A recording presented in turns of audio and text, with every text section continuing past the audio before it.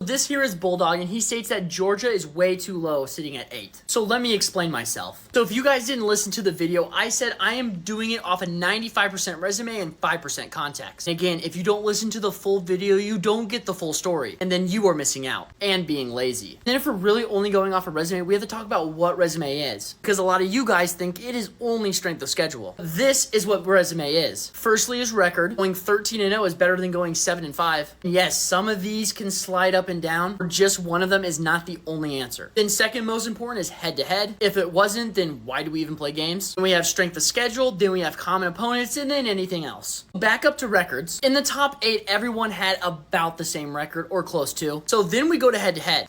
Did any of these teams play each other?